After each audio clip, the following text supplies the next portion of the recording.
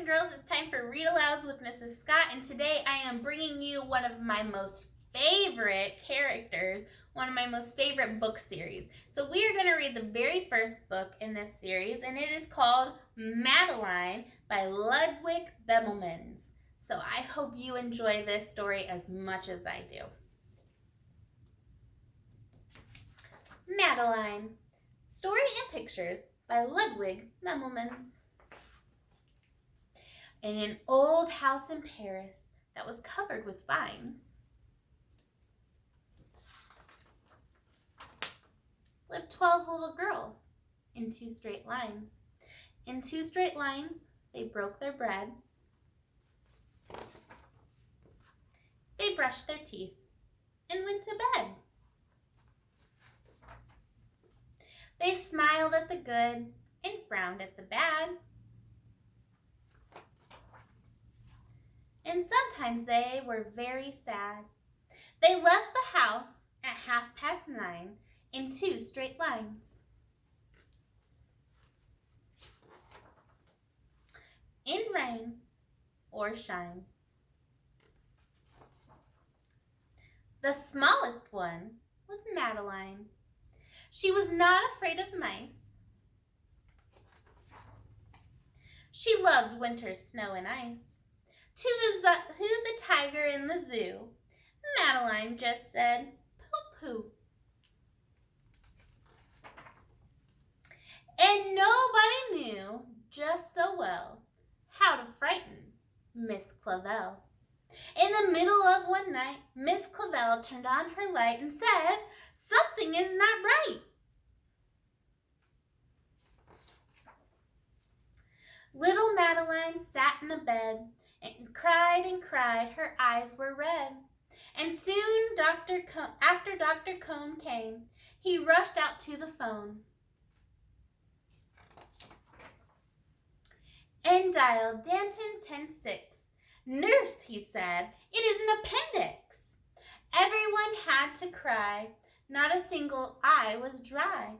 Madeline was in his arm, in a blanket, safe and warm.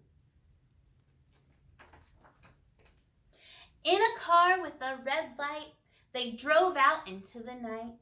Madeline woke up 2 hours later in a room with flowers.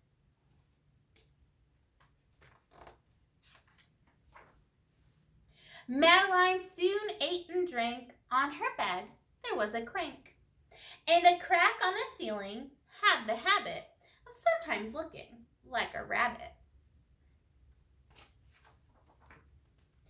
Outside were birds and trees and sky, and so 10 days passed quickly by.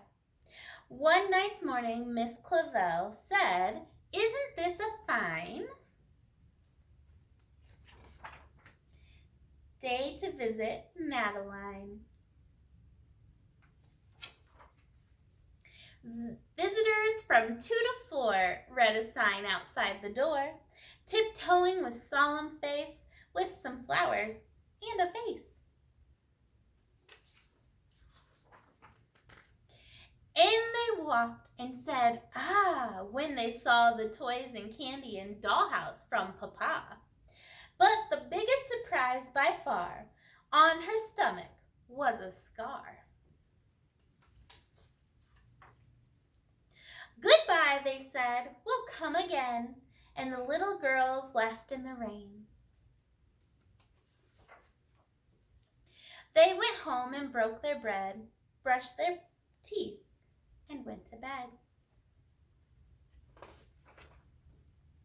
In the middle of the night, Miss Clavel turned on the light and said, "Something is not right."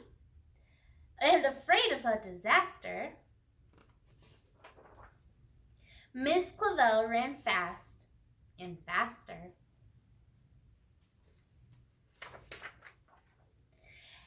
And she said, "Please, children, do tell me what is troubling you."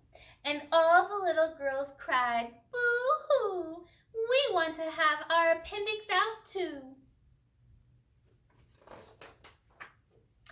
"Good night, little girls. Thank the Lord that you are well. And now go to sleep," said Miss Clavel. She turned out the light and closed the door. And that's all there is. There isn't any more. I hoped you enjoyed Madeline, and I hope this inspires you to go out and find some of the other books in the Madeline series to continue reading about her adventures. Have a great day, boys and girls.